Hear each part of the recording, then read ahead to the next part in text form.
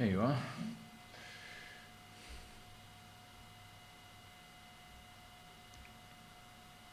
Anybody?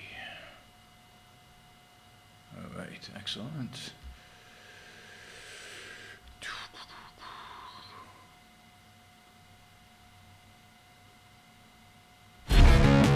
The Radical. Fundamental principles of freedom, rational self-interest, and individual rights. This is the Yaron Brook Show.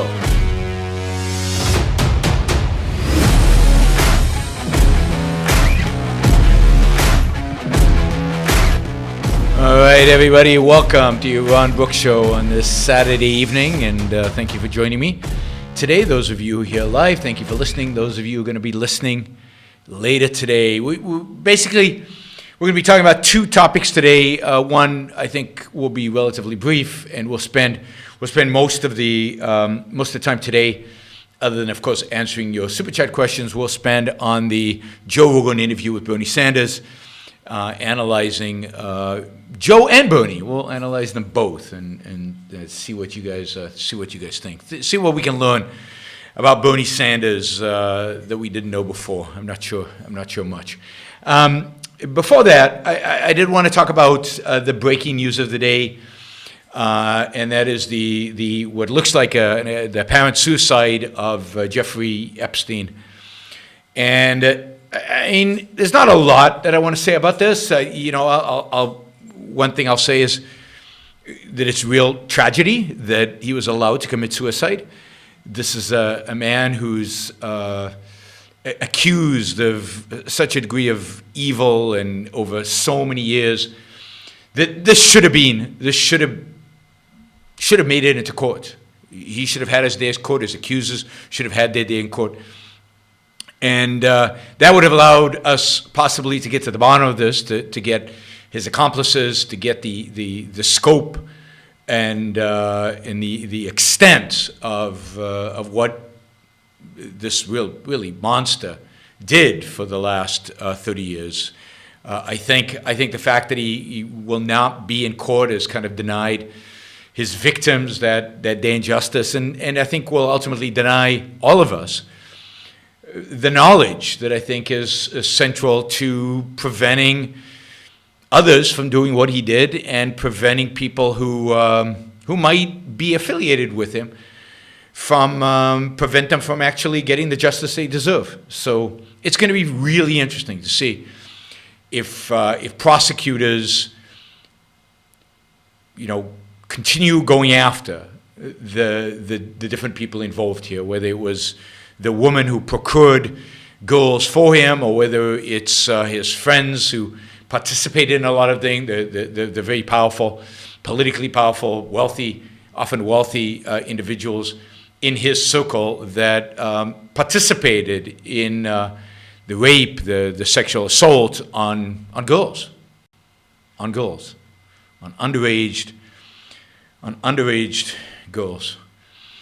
And whether those people are prosecuted. I mean, that's what is required now. That's what should be demanded now. And that's what's unlikely to happen. Of course, the real tragedy here is that we haven't had the opportunity to put pressure on Jeffrey Epstein to reveal everything that happened. Now, I don't know if he would have talked, but I think he would have given, well, let's assume he committed suicide for a moment. Given him committing suicide, he was obviously in a very precarious mental state. One assumes that interrogators could have ultimately broken him and could have ultimately got him, and I don't mean through torture, but could have broken him psychologically, or he would have broken psychologically, and revealed what actually happened and all the people that are involved. Now, so I would have liked to see him rot in jail for a very, very, very, very long time, for the rest of his life, basically. I'd like to see him having to spend the rest of his life in jail and die in jail of natural causes. I think this was too easy for him, and I think we didn't get the full justice that I think the victims deserve because of his suicide. And of course, again, we'll never know the full extent of what he did, unless prosecutors continue and pursue this. Now, of course, the first response to all of this were the conspiracy theories. Now, I have to say, given the fact that just yesterday a bunch of documents was released by the courts revealing the kind of people that are being accused by Epstein's victims as having participated in the rape and assault, high-level political figures, primarily in the Democratic Party, wealthy people, powerful people. These are people who, these are people who have a lot of political power, a lot of political pull, people across the political spectrum, primarily in this particular release of information, Democrats, but who knows what else? Who knows who else? And there's still many testimonies and Democrats and testimonies and documents yet to be released, and we will see how wide it is based on those documents, assuming that the civil cases continue, and hopefully they do, against the estate of Jeffrey Epstein. There's a lot of money there, so I assume they will continue to go after that money. And a day after that is released, naming a former governor, naming a very powerful former senator, naming very powerful politicians, very powerful Democratic politicians. That conspiracy, it's very convenient, one would say, that Jeffrey Epstein happens to commit suicide the next day. So this is obvious material for conspiracy theory, right? And it's tempting, and I'm tempted by the idea that probably both Democrats and Republicans wanted him dead. And is it possible that they killed him? He, by the way, he wasn't on suicide watch. He was released from suicide watch. And one of the questions is, why was he released from suicide watch when 2 weeks ago it was discovered that he had choke marks on his neck, and it wasn't clear if it was an assault or whether he had tried to commit suicide. So he was put on suicide watch, he was taken off of just very recently, and then he committed suicide. So, yeah, you can see why they would be,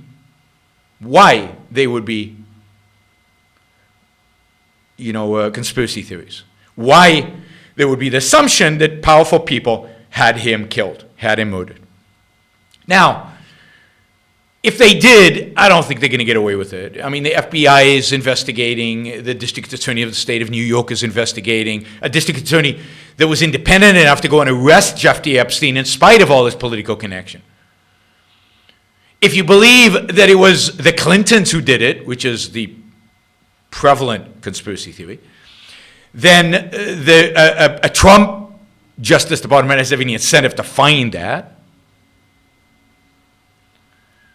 If you believe, as I believe, that both political parties had an incentive to knock him off, then yeah, maybe they shut enough people out. But the Attorney General who prosecuted him was independent enough and courageous enough to go after him, knowing all these political connections. So one would have to believe that this will come out if, indeed, he was murdered and did not commit suicide. But, yeah, I mean, this is as close as it comes to a conspiracy that kind of seems, doable, right? It kind of seems like you've got enough people who have the interest to do it. Including, by the way, Trump, who information has come out over the last couple of weeks that he was very close to Jeffrey Epstein, at least in the 90s and in the early 2000s. So who knows? Who knows? No evidence and no suspicion about him doing anything bad, but they were close. They would party together. By the way, the revelations yesterday were super disgusting. I mean, of all kinds of people, a Nobel Prize winner in economics, who kind of was the pioneers of artificial intelligence, the politicians, wealthy individuals, all accused of, having sex with underage girls, arranged for by Epstein. Now, some of those, it could be false accusations, and we'll see how much corroborating evidence there is around these things. But, God, I mean, you got to believe that some of this happened, whether these particular people or other particular people. And I don't want to name names because, again, these are just accusations. We still assume people are innocent until proven guilty. But the extent of the accusations, the specificity of the accusations, the scope of them, and all of that suggests that something horrific, something on a grand scale happened here, and that a lot of very powerful, very famous people were involved. And it's just horrific. Now, I have to say this because I'm about facts, in spite of those of you who resent me for attacking Donald Trump. Donald Trump retweets today. Retweets. I don't know what time exactly, but retweets. Unless he has some evidence from the Justice Department, I doubt it, that there is a conspiracy here. Donald Trump retweets the following tweet. Died of suicide on 24/7 Suicide Watch, ? Yeah, right. How does that happen? Jeffrey Epstein had information on Bill Clinton, and now he's dead. I see Trump body count trending, but we know who did this. Retweet if you're not surprised. So Donald Trump, let me remind you, the President of the United States, not Donald Trump, I don't know, the entrepreneur, the playboy, the cavorter with porn stars. Donald Trump, the President of the United States, with the presidential Twitter account, retweets a tweet basically accusing Bill Clinton or the Clintons of murdering Jeffrey Epstein. Now, it might turn out that they did. I doubt it, but it might turn out that they did. But he doesn't know that. And this idea of reinforcing conspiracy theories, by the way, his next tweet was going after fake news media. This is a president who retweets conspiracy theories unbased, unfounded on anything, and then complains about a media that is involved in fake news. All right, now remember, we should be surprised. This is the president who was at the lead of the birther conspiracy theory, the idea that Obama wasn't born in the United States, complete ludicrous, and yet he led this, and that didn't stop him being elected president of the United States. That, in and of itself, should have disqualified him from the presidency in the minds of voters, but it didn't, and now he's retweeting conspiracy theories about Bill Clinton, or the Clinton Mafia, whatever you want to call it, murdering somebody in a jail cell run by the federal government, because it was the district attorney appointed by the Justice Department. I mean, really? Yeah. Stuart says that's the kind of thing we'd expect from Hoover Chavez. Yeah, it's the kind of thing you expect from authoritarians who encourage conspiracy theories around them. So, I mean, I just covered that this evening. It's shocking. So this is a story we're going to watch. We're going to watch the investigation about how he died. Is the videotape mysteriously erased of the suicide? Is the tape being doctored? Is the NSA responsible? Is the Trump Justice Department, who, after all, were the ones holding Jeffrey Epstein, so it would have been much easier for somebody within the Trump Justice Department to do this. But you can imagine a whole host of different conspiracies about what happened. We will have to see what kind of evidence is produced. But just I'll leave you with, think about a president whose first response to something like this is to retweet a conspiracy theory about a former president murdering people.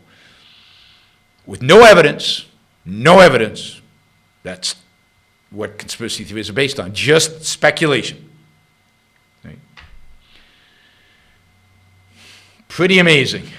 Pretty amazing the times we live in, both in terms of the extent of what the evil of what Jeffrey Epstein did and the extent of that network and the kind of president we have when dealing with such a thing. All right. Should we jump into Bernie Sanders? I mean, Bernie Sanders is a lot more entertaining. Well, Jeffrey Epstein is not entertaining. It's horrific. It's disgusting. Bernie Sanders certainly has the horrific, disgusting element to it in a completely different way. His ideas are that. But so we're going to do this. As you know, Bernie was interviewed by Joe Rogan a few days ago. Now, the reason I'm doing this is, a lot of you asked me yesterday what was my response to the interview that Joe Rogan did with Bernie Sanders. I said I hadn't watched it. So I watched it today. I put it on 2 times sound speed. And I watched it because it's an hour and something long, an hour and 10 minutes long, and 7 minutes long. And I just couldn't stand listening to Bernie Sanders for an hour, 7 minutes. So it took half that time, which was still painful, but okay. I'm not going to do the whole interview because we don't have time.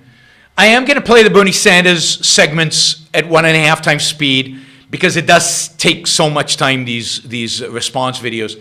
So I think, and his voice is like, it's fine at 1.5 times. I mean, if it's really upsetting you, then let me know in the chat that you really can't follow it, and I'll slow it down. But I think it's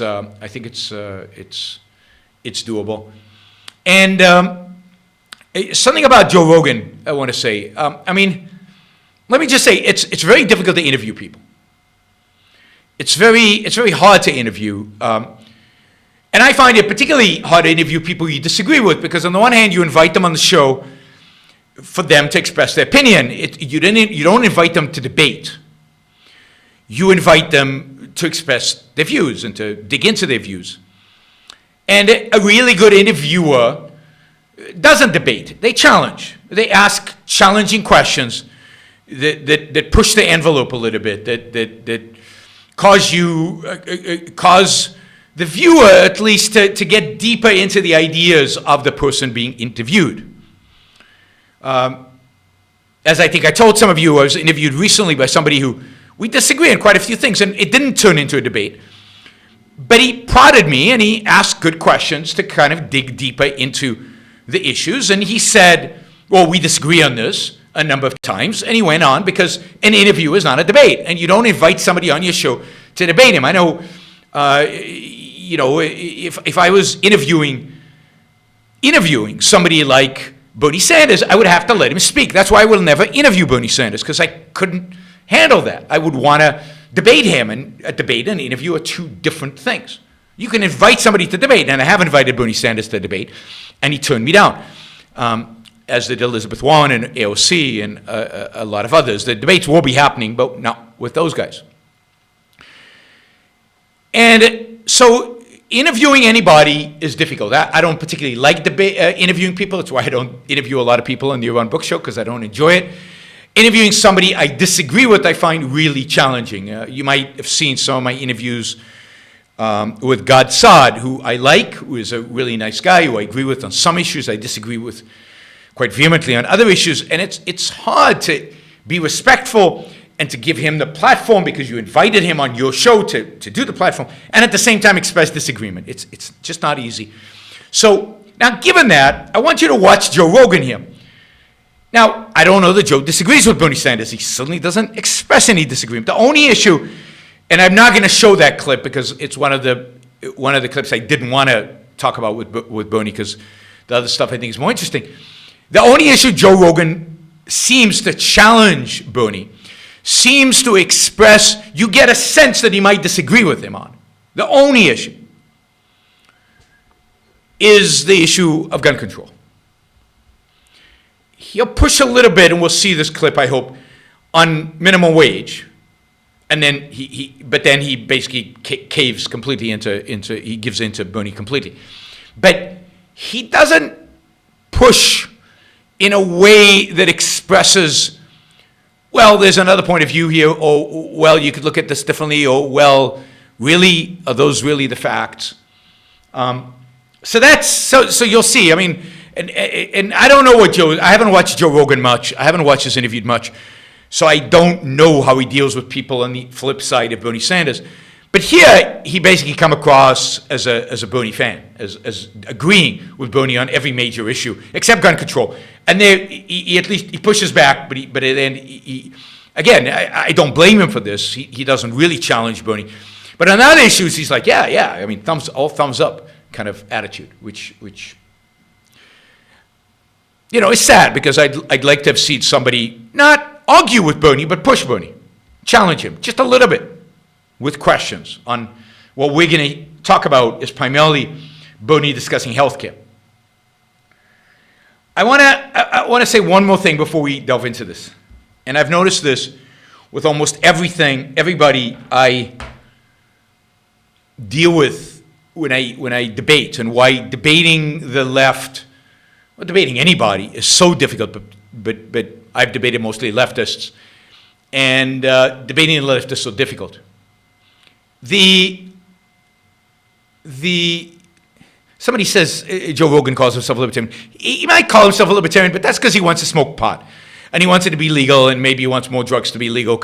But he's not a libertarian economically. I mean, and you'll see, it's not that he just is spineless. It's that he doesn't believe in freedom, in economic freedom. So you will see that there's nothing even close to him being a libertarian. But one of the things that's really challenging with the left and with Bernie Sanders, but many people on the left, economists and people who write books and everything,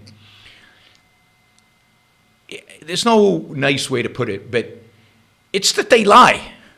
I mean, they basically use statistics, half-baked facts, half lies, half truths, a distorted story of history, a distorted view of economics, which is half true and half not, and they flood you with these. They flood you with them to the point where it's just impossible to untangle. And they throw numbers at you, constantly throw numbers at you. 68 billion here, and double this there, and 25% here. All these numbers constantly thrown at you. And if you try to debate them on the numbers, you're lost. And plus, particularly when you're doing it live, you don't have the numbers in front of you. You know the numbers are wrong because you know them, but you can't actually rebut the particular numbers. And this is the problem of getting into policy debates with people like Bernie Sanders. It really is almost impossible. And unless you shift the ground on them to make it a moral debate, to make it a moral issue, to make it a principled issue, it's almost impossible to get your point across, because you get stuck with, but that's not what happened, that's not what the numbers are, that's not what capitalism did. It becomes almost a he said, she said in the audience. What is the audience supposed to know? And we'll see this, we'll see how good, and Bernie is really, really good at this. I mean, he's a politician. He's been doing this for, 40, 50 years. He's well practiced at throwing these things around, or making his point, of obscuring the reality of what's really going on, and focusing on what he wants you to focus on, and not letting any distractions come in. And particularly if you're not pushing him, you're letting him get away with it, and he's very, very good at it, and he gets away with it with almost everybody. He does it in his campaign speeches, and Bernie's not unique. I mean, the left is very good on throwing seeming facts at you, but and presenting them as absolutely objective reality. No question. All economists, it's like climate change. 97% of all scientists believe that X. 97% of all economists believe that X. 98% of all economic studies show that minimum wage doesn't affect something or other, right? They're very, very good at doing that. And we'll see that as now we go through Bernie. We'll see him do that over and over again, and see how he frames issues. Okay, so we're gonna jump in here. Minute 451, they talk about a bunch of stuff beforehand, but I didn't think it was that interesting. I mean, there's some interesting things. I'll just give you one thing. One interesting thing that Bernie says here before this clip. Bernie wants the TV stations to give free airtime to political candidates to make their case, like the BBC, I think, does in England. He says the BBC does it in England, but he does say he's not sure. He thinks that's the case. In Israel, I know in the old days at least, the television station was owned by the government, and the television station would give each political power, based on how big they were, a certain number of minutes for them to make their case. So Bernie is saying that TV stations should do that, and Joe Rogan asks him, yeah, but do you really think that the U.S. television stations would agree to that? And Bernie says, straight face completely, of course, well, of course not. We'd have to pass a law. In other words, he says, well, of course not. We'd have to force them. We'd have to use coercion against them. We'd have to put a gun to their head and make them do it. So that was a little gem that you're going to miss because he says it a few minutes before this. It's pretty pretty funny. Okay, here we go. And the truth is, Joe, that if you look at the issues that I campaign on and what I believe on, they are really not terribly radical. Now, this is something he repeats on, and this is what I find socialists and leftists do constantly. Everybody agrees with us. We're the majority. And the sad fact is in America that on issue by issue by issue, on the issues, on the specific issue, in polls, this so-called social democratic ideas win. So Medicare for all, or some kind of socialized medicine, some kind of public option wins in polls. The specific issues, even among Republicans, enough Republicans agree with them that a majority often agrees. And Bernie will make the case that not only the American people believe in him, but what he'll say over and over and over again to soften up the culture, to make it clear, again, to play to the second-handedness of the culture, of the people listening. Look, all the European countries do it, and most Americans believe this is a good thing, so I'm not radical. This is just mainstream American. It's just mainstream European. This is every civilized country in the world has national health care.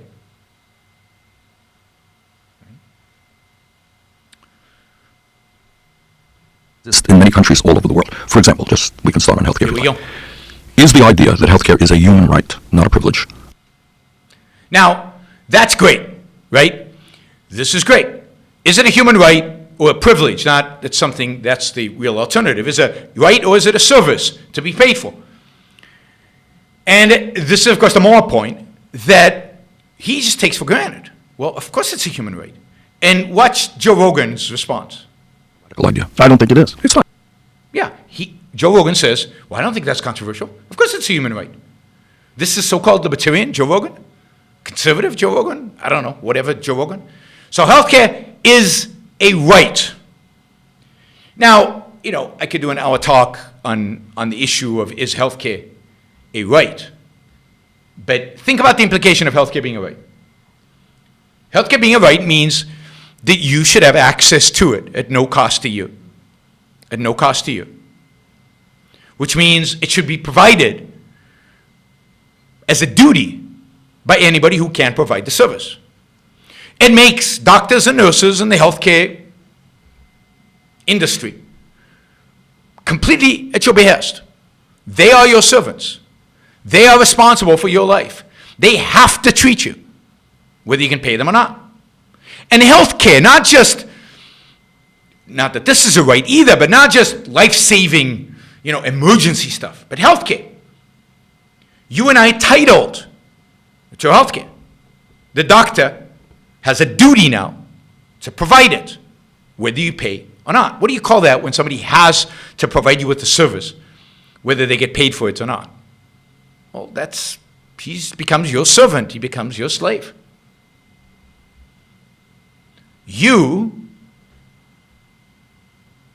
He is now forced to provide you with the service. His view about whether he wants to provide you with the service, whether he's being paid the right amount to provide you with the service, doesn't matter. His ideas, his perspective, his motivations, his incentives, his pursuit of happiness doesn't matter.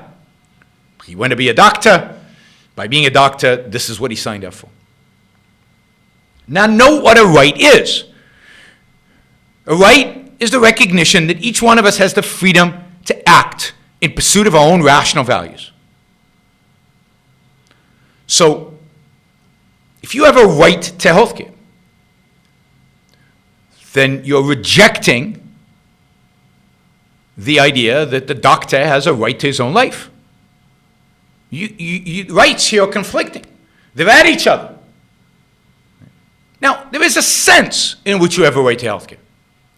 You have a right to take the actions to find a physician who will treat you in exchange for a value that you provide and that you're willing to provide, and he's willing to accept. So the government shouldn't be able to limit your access to doctors, nurses, hospitals, insurance plans, or any other related activity related to healthcare. The right to healthcare means the right for you to actively pursue healthcare that you think is appropriate for you at whatever price you're willing to pay for. And of course, that does not conflict with the right of the doctor to provide you with care or not to provide you with care, depending on whether you can come to an agreement or not.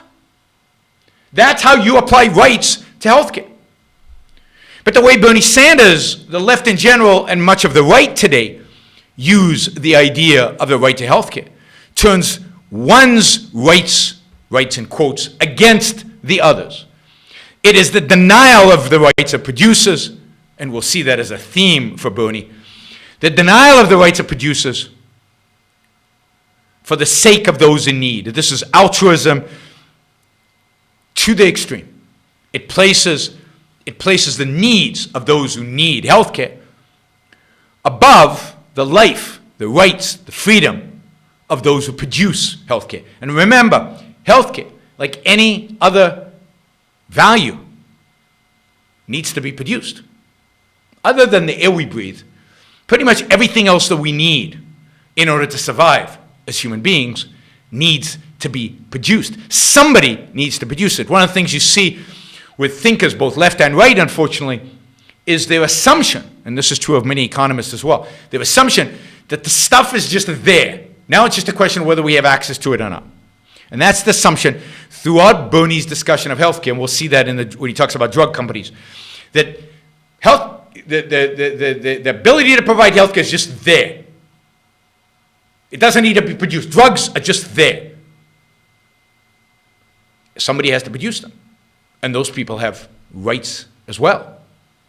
But they don't matter, because need trumps all else. That's how altruism manifests itself in politics. And it's why nobody stands up to them. It's why Joe Rogan can't say anything, because what? He's going to disagree that somebody's sick, doesn't have a right, shouldn't immediately get care? Because even if he can't pay for it, he can't do it because he can't challenge altruism. Altruism trumps every other issue out there. And the truth is, we are the only major country on earth. Many people don't know this. We're the only major country on earth not to guarantee health care to all people as a human right, and yet we end up spending almost twice as much per capita on health care. Now, we get into these numbers. This is a good example of what I meant before by they just throw this stuff out. It's true. We spend twice as much than Canada, which is what he's going to example. Not twice as much as Switzerland, which is much closer to us in terms of per capita spending. But why do we spend so much? And you can argue with me if you want, but the function of the current healthcare system is not to provide quality care to all. It is to make tens of billions of dollars in profit for the drug companies and the insurance companies. Now, you would think,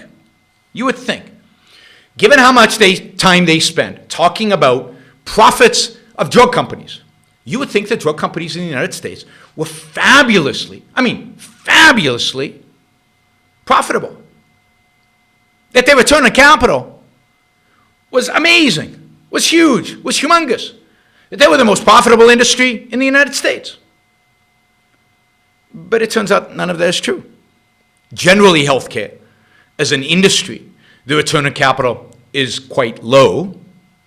The highest return of capital within the healthcare industry happens to be among the middlemen, the pharmacies, the drug wholesalers, the PBMs, something. I'm not sure what PBMs are, but they are middlemen between the pharmacies and the drug companies.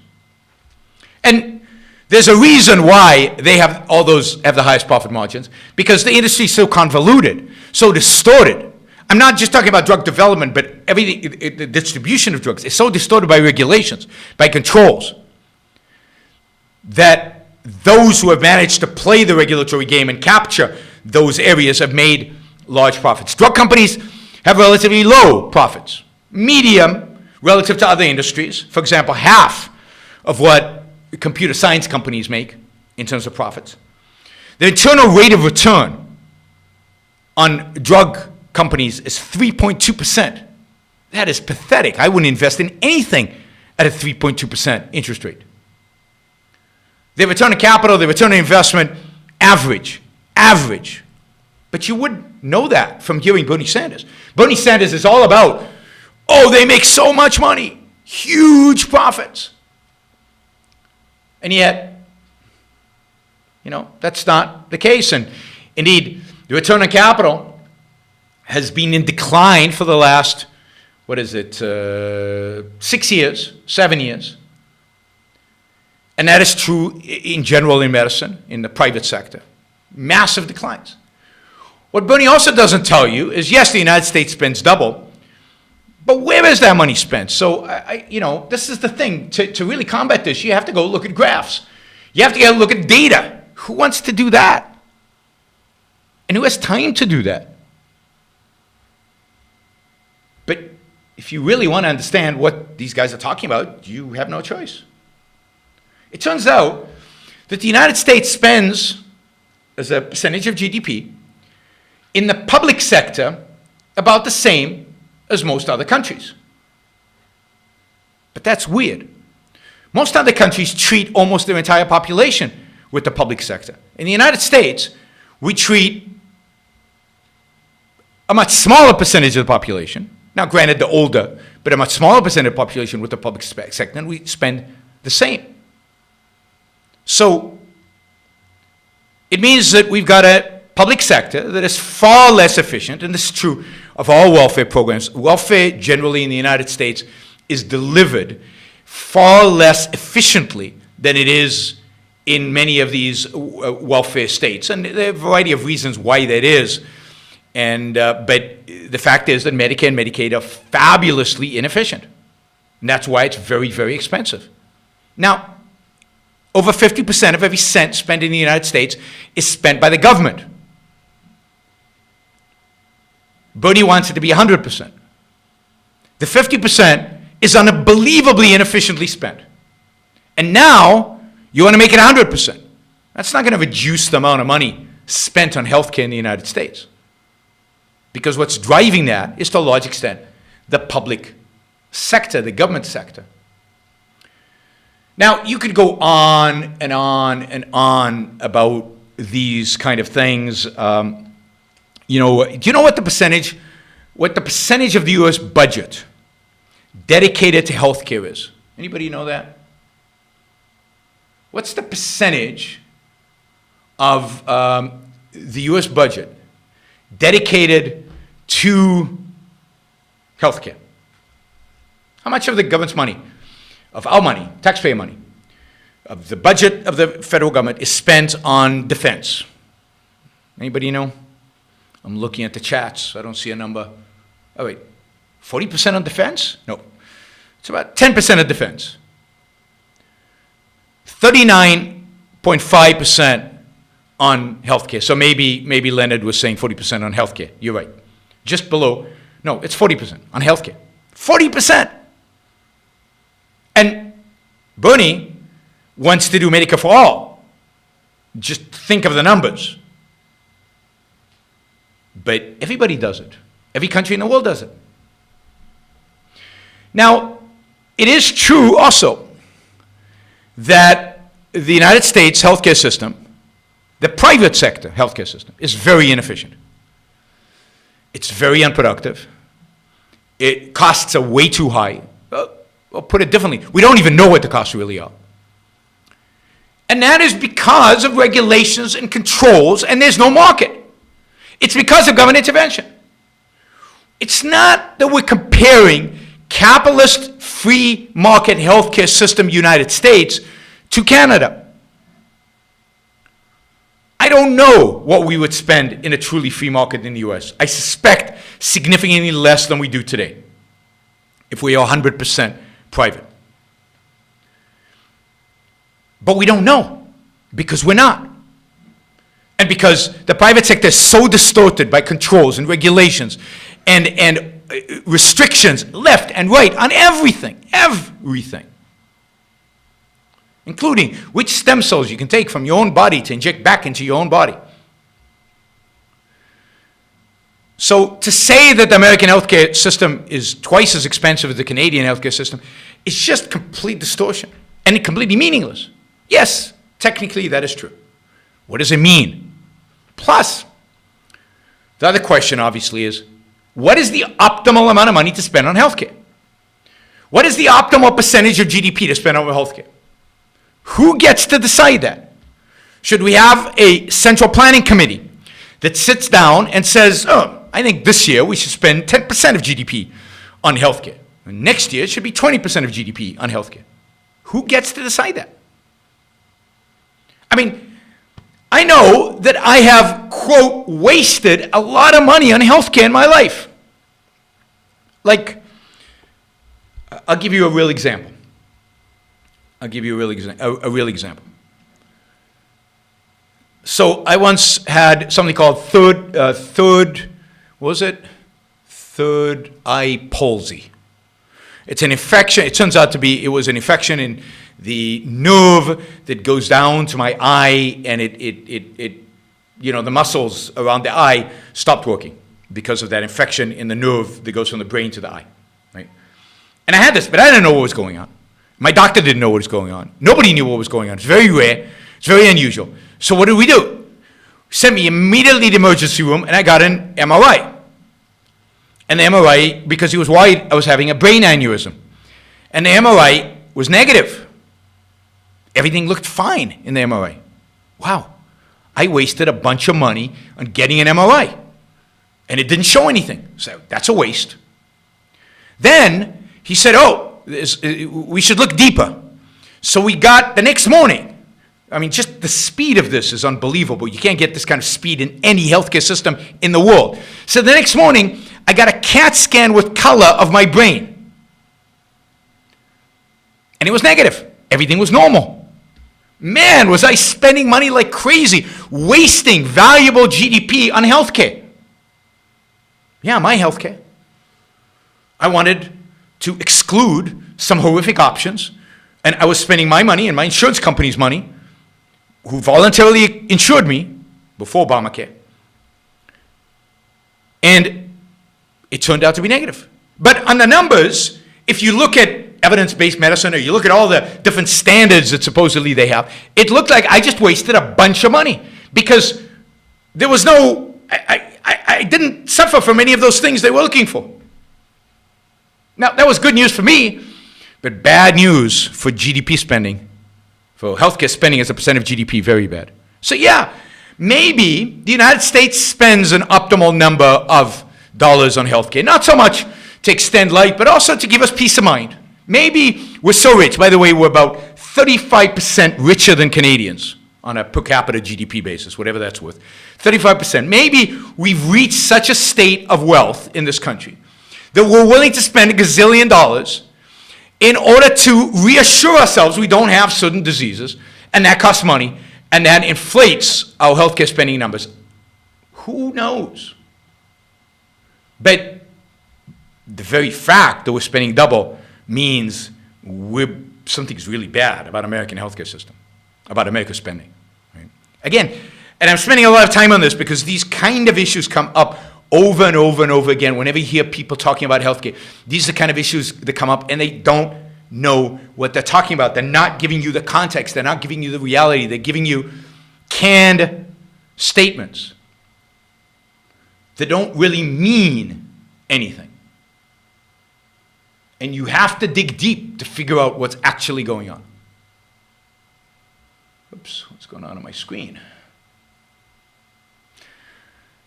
All right, we've only done like 40 seconds of Bernie, so I better speed it up because we've already eaten up most of the show. Here's more Bernie. That's the function. If you go to Canada, and I live 50 miles away from the Canadian border, you have major heart surgery. You're in the hospital for a month. Do you know Guess what how the bill much is it coming down? costs? Zero. You got it. You go in. Joe Rogan playing into that, zero. It really costs you zero? Really? I mean, this is the free lunch fallacy of Milton Friedman. Somebody paid for it. You didn't pay for it directly out of pocket, but somebody certainly paid for it. Nothing is free. Nothing is free. So you paid for it through your taxes. Taxes in Canada are higher. Maybe one of the reasons they're less rich than we are. And those taxes go to pay for your health care, so you pay for it in taxes. Healthy people pay for sick people. Healthy people subsidize sick people. It's a massive redistribution of wealth from healthy rich people to sick poor people. That's what's going on in every socialized medicine country. But again, you'll never You hear have to that. take out your wallet. And yet they guarantee health care to all of their people, and they spend one half of what we spend. That's kind of what I want to do. And I don't think that that's terribly radical. We have a program now, which everybody knows. It's called Medicare. It was started by Lyndon Johnson back in 1965. It is a popular program. All that I want to do over a 4-year period is to expand it. Today, eligibility age is 65. I want to take it down to 55, 45, 35, everybody over a 4-year period. That's about it. And I want to expand benefits to include dental care, hearing aids, and eyeglasses. And notice how he's presenting this. Well, this is obvious. This is what we should be doing. Everybody does this. And it's going to be cheap because, look, Canada spends less than us. So by implication, if we do it, we'll actually spend less on healthcare because we'll take out all those profits. And, I mean, this is what everybody does. This is just common sense. Everybody agrees to this. And Joe Rogan is going, yeah, absolutely. This is great. This is exactly what we should be doing. As well. That's about it. Not too radical. That doesn't sound radical at all. Now, when you say that Canada spends less, obviously they have less people. You mean less per capita? Yes, half per capita. Exactly, per capita. And the quality of care is as good or better. Do they have problems? Is as good or better. And now that's, again, a blatant lie. Again, you have to dig into the numbers. You have to find the specifics. But again, the example I just gave about my third eye palsy, which turned out to be an infection, I would have never got those two scans. And if I had had a brain aneurysm, I'd be dead. The problem is those people who die waiting in line for the MRIs, you know, they don't count.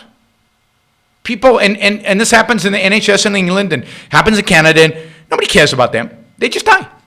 And the people who it happens to, the family of the people it happens to, just accept it. This is life. I mean, you have to wait 3 weeks for an MRI. You have to wait. No, you don't. If you're willing to spend more money, which I am, but the government is not, I am, individually, I get to choose how much money to spend on my health care. That's the moral issue. Who should decide? That's the question.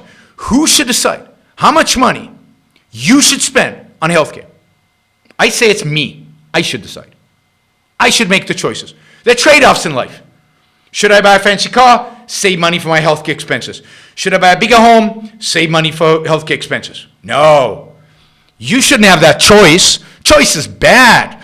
We want a central planner to decide exactly what percentage of your income should be taken from you by force, and what health care you should have access to, what health care you shouldn't have access to, when you should have an MRI, when you shouldn't have an MRI, and all of that. You shouldn't get to choose. The bureaucrat should choose for you. The state should choose for you. The majority should choose for you. So this whole basis here is anti-individual choice because it's anti-rights. It's anti-human rights. It's anti-individual rights, the only human right that there is. The rights of the individual to be free, free of coercion. All right. They have problems. Everybody has problems. But overall, the healthcare experts will tell you the quality of care there is as good or better than it is in our Just not true. country. So what's the hurdle? Okay, I'll tell you exactly what the hurdle is. The hurdle is exactly the same thing as in every other aspect of our lives. It's the power of money. That's it, right? And here again, this is not controversial. This is not controversial. Money is the root of all evil.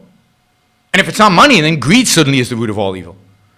And what is Bernie doing? He's playing right into that.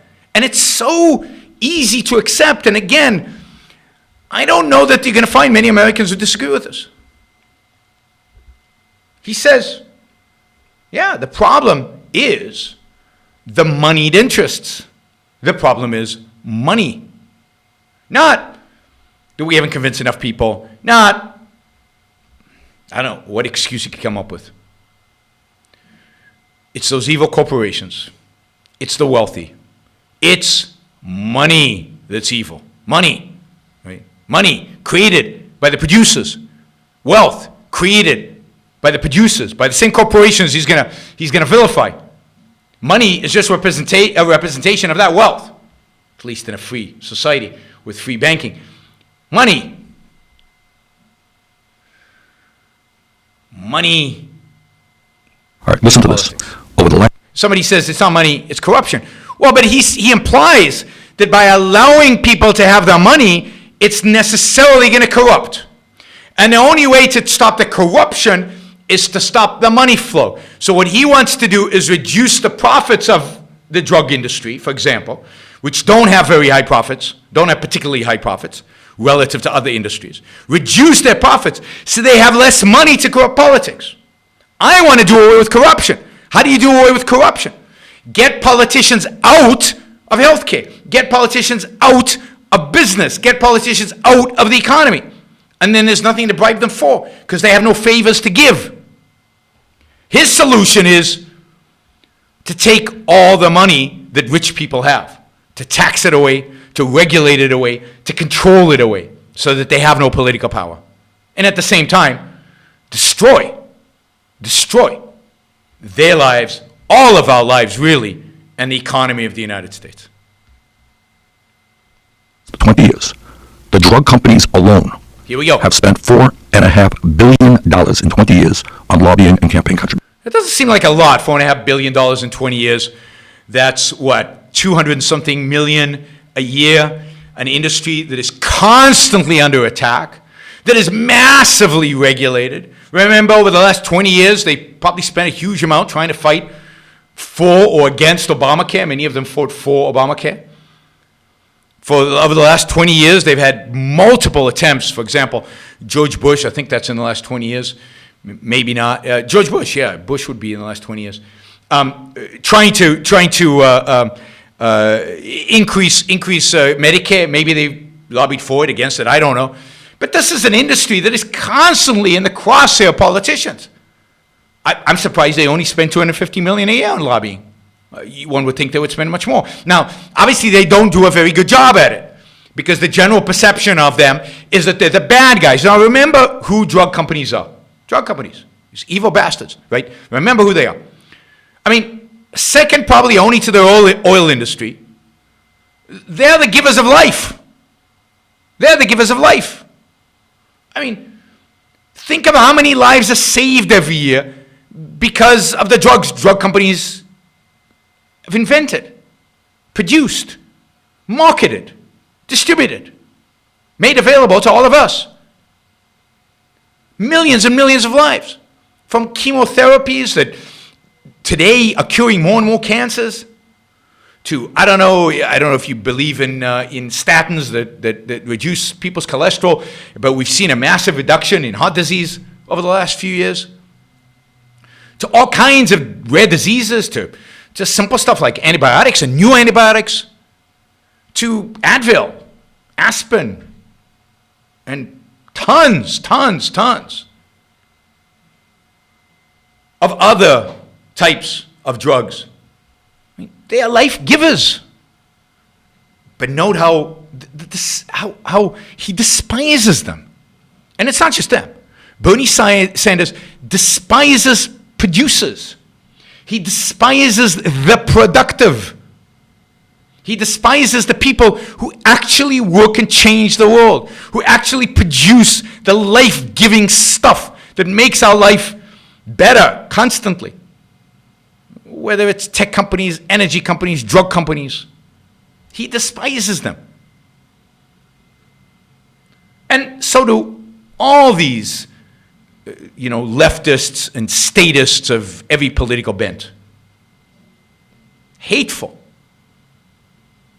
Well, we got somebody already calling him a Jewish socialist. It's not enough to call him a socialist anymore. Now we have to call him Jewish socialists. Yeah, that gives it. This is on the chat. All right, let's keep listening. That's what we're up against. The knowledge, and I mark my words, within a short period of time, you will see TV ads in California, all over this country, demonizing Bernie Sanders. He wants to do this terrible thing to you. He wants to do that. Yeah, good. They're trying to defend themselves.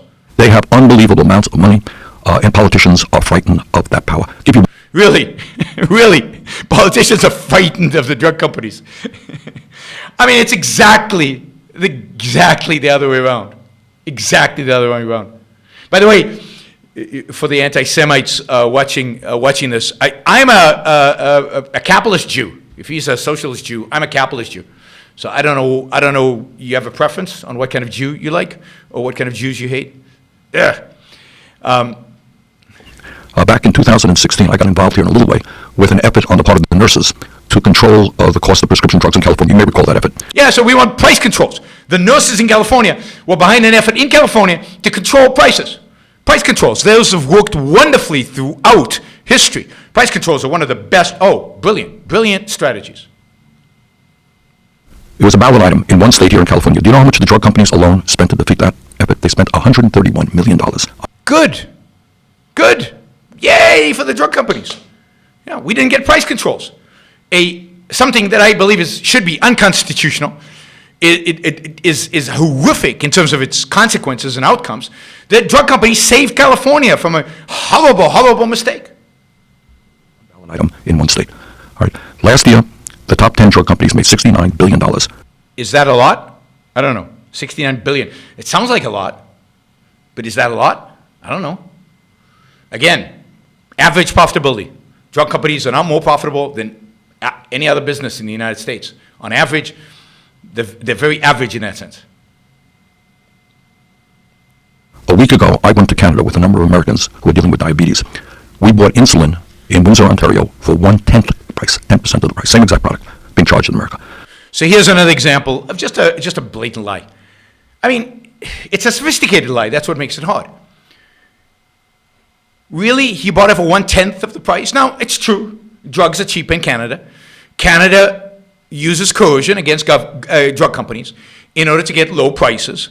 Drug companies don't make money in Canada. Drug companies don't make money anywhere in the world except the United States. It's why, relatively speaking, drug prices are high in the United States and low everywhere else, because all the funding of R&D has to be produced from consumers in the United States and maybe places like Switzerland and a few other free countries.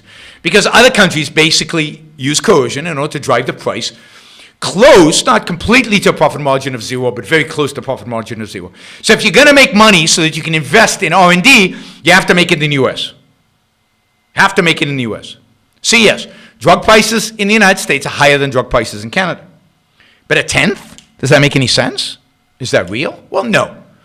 First, he's quoting a list price in the United States, a list price that nobody actually pays. And this is one of the convoluted parts of the American healthcare system. The American healthcare system is completely messed up. It's completely screwed up. One of the convoluted parts of it is the fact that we have no visibility into actual pricing. Primarily because of Medicare, but also because of the way insurance companies are regulated, because of the way drug companies are regulated, because of the way pharmacies are regulated, and all the middlemen are regulated. We don't actually know what a drug costs. We can't actually negotiate with our pharmacists for a price. We can't negotiate it's hard enough to negotiate with our doctors, and certainly almost impossible with the hospital.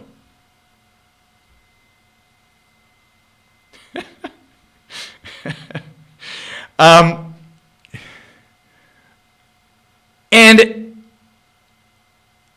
that is a consequence of state involvement in the healthcare sector. So you don't know exactly what the insulin costs, and what does the insulin cost to the average consumer versus what his list price is. And then there are all kinds of insulin. All kinds of insulin. So I did, 20 minutes of research because I wanted to understand why insulin is 90% cheaper in Canada than it is the US. So it's just what I've discovered in less than 20 minutes of research, not deep research, granted. Turns out that different types of insulin, some is very cheap, some is much more expensive. I don't know what he's comparing. Is he comparing apple to apples? No. He's comparing apples to, oranges or different types of apples, some apples being very expensive apples. And these are the kind of numbers they throw at you, and what are you supposed to say? What are you supposed to say? And yet, it's complete and utter dishonesty. It's complete and utter dishonesty, and he knows it. He knows it. This is a charade. I mean, I guess all politicians do it, but he's mastered it because he's been a politician. People think of him as an outsider. People think of him as this radical. No, he's just a politician who's been at it for a very long time, so he's good at it. He's good at throwing these things out. By the way, 57% of all R&D spending on drugs in the world, globally, is spent in the United States. 57%. We're not 57% of the world.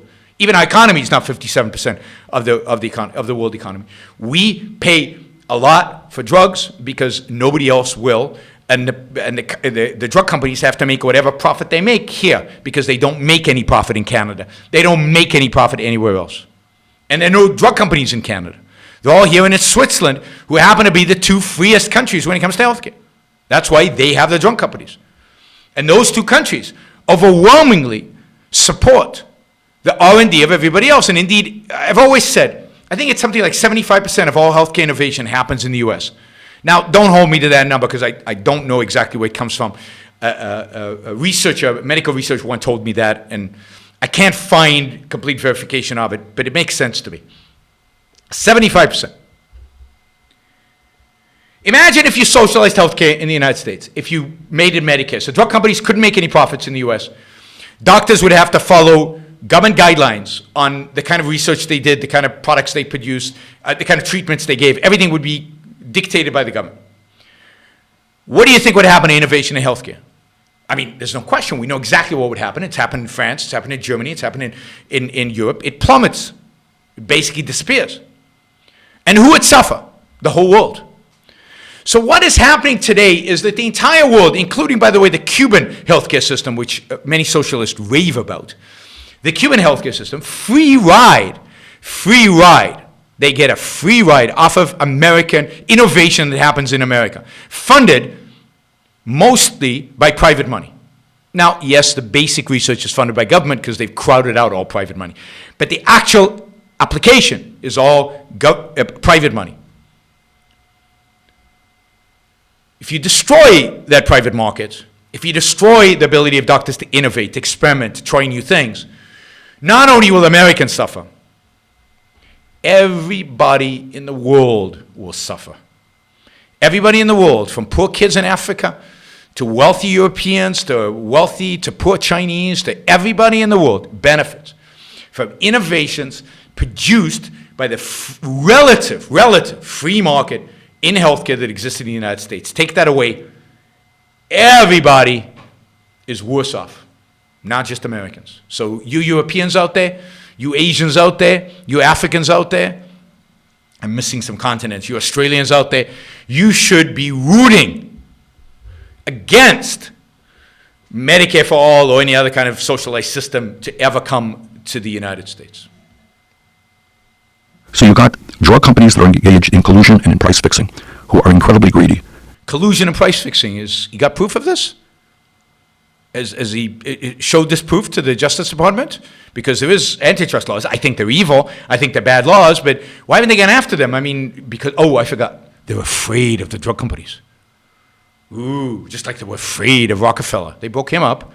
Just like they were afraid of Microsoft. They broke them up, or they went after them. Why aren't they going after drug companies? Collusion. I mean, he just throws this out. And he says it like it's obvious. Drug companies collude. And Joe stays quiet, and everybody else stays quiet.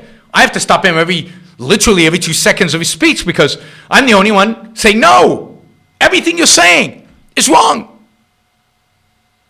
It's all based on this premise that the drug companies are slaves, our servants. They have to do what we want and give us the drugs at a price we demand because we need them. And our altruistic need, creates a duty on their behalf to give us the drugs for free. Why charge anything for them?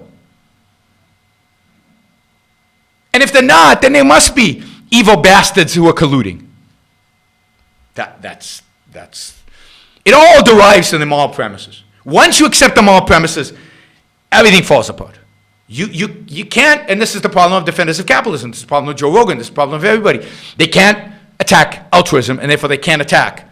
They can't attack Obamacare, and they can't attack Medicare, and they can't attack Medicaid. And if you won't attack Medicare, this is Bernie's completely right. If you won't attack Medicare, if you won't demand the dismantlement of Medicare over time,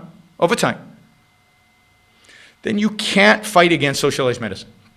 And this is why Republicans have to lose.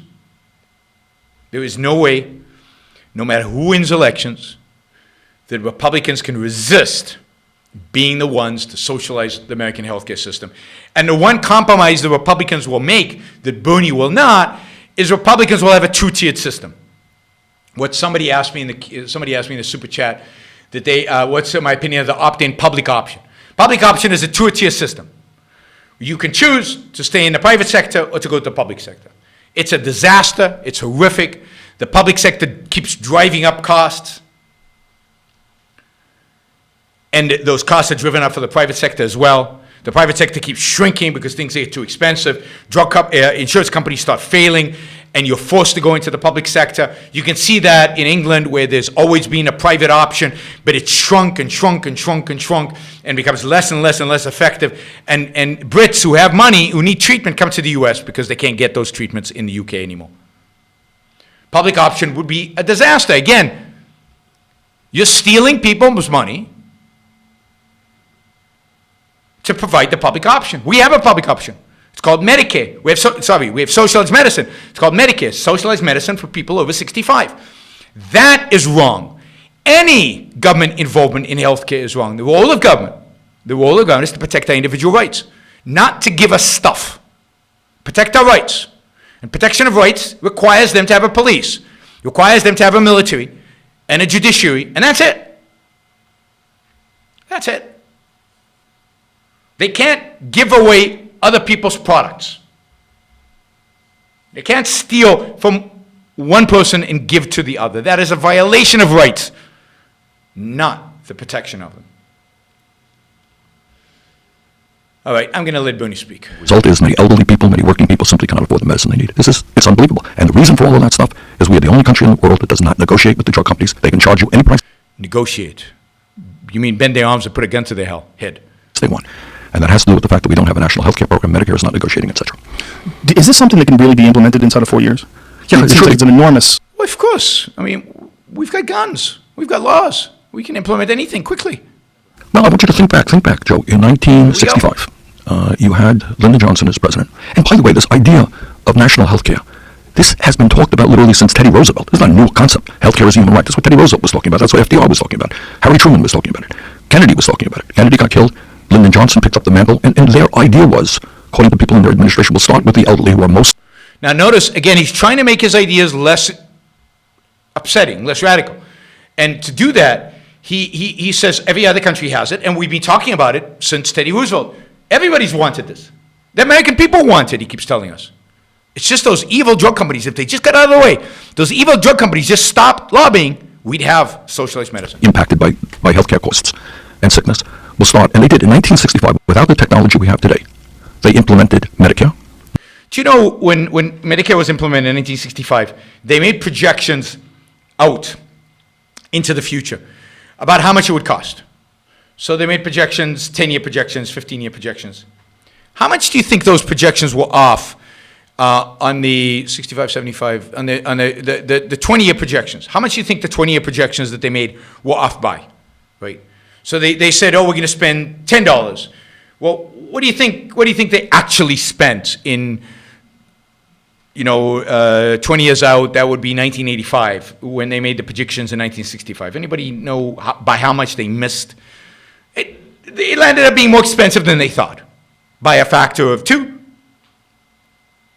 by a factor of 5, a factor of 10, 10 times more expensive? No. Landed up being 100 times more expensive. 100 times. And just think of all the money, the wealth that was stolen from some in order to provide for this wonderful Medicare system that we have. 100 times. And that's the sufficient system that WJ just rolled out easily. Just rolled out. Yeah. You can do amazing things when you have big guns and you have the power of law and you have the power of the state. People signed up in the first year. So if you could start a brand new program and have 19 million people sign up with a technology that is way, way behind where we are today, why can't we, over a 4-year period, simply expand that program? I don't think it's such a difficult operation. Do you remember how well the states implemented the technology when they did the exchanges for Obamacare? Just saying. When you talk about the drug companies and the lobbyists and the enormous amount of money that they spend, does this exist anywhere else other than the United States, lobbyists on that level? No, of course not. And the reason, in Canada, what you have is you have a national health care program and so forth. And they sit down and they negotiate with the drug companies. They have their own approach. Well, this is, of course, this is what he's saying, is if you don't have private enterprise, if you don't have producers, or if they don't have any money, and if we negotiate with them, which when you don't negotiate with the government, when the government forces you to accept a particular price, then yeah, there's no lobbying anymore because everything's been nationalized. Who's there to lobby? But every other major country on earth says to the drug companies, of course you can't charge us any price you want. This is a reasonable price. Tell me what your profits are, what your expenditures are. This is the price. For us, you can walk in, if you have an illness, you can walk into the pharmacy tomorrow and the price has been doubled. And you say to the pharmacist, what happened? He said, we just raised the prices. They can do it any day they want, any price. Yeah, that's how markets work. Prices just go up, just randomly. There's no reason for it. It just happened. And the market doesn't respond, and there's no correction, and nothing happens. This is the level of understanding Bernie has, but whether he understands it or not doesn't matter. This is the level of understanding the American people expect. This is what they respond to, at least a significant number of them who are Bernie supporters. It just happens. Yeah, you don't have to explain it. You don't have to show economically how that works. I mean, I wonder why drug companies don't constantly just increase the price and increase the price and increase. Why? It's like, why don't they charge $1 million for every pill? Now, lobbyists are, in general, when people talk about lobbyists, it's an unattractive term. We think of it in terms of a negative. We don't think of, oh, thank God there's lobbyists. We think, wow, there's someone with enormous amounts of money using that money to gain influence on politicians, and it shapes regular people. It shapes our... If I had to choose between lobbyists and politicians, wow, that's a tough choice, huh? Mostly in a negative way. This is the way most people look at it. I'm not saying it's correct.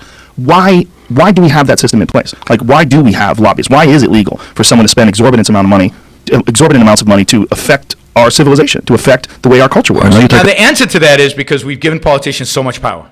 That's the answer. Because we've given government so much power. And to defend themselves, they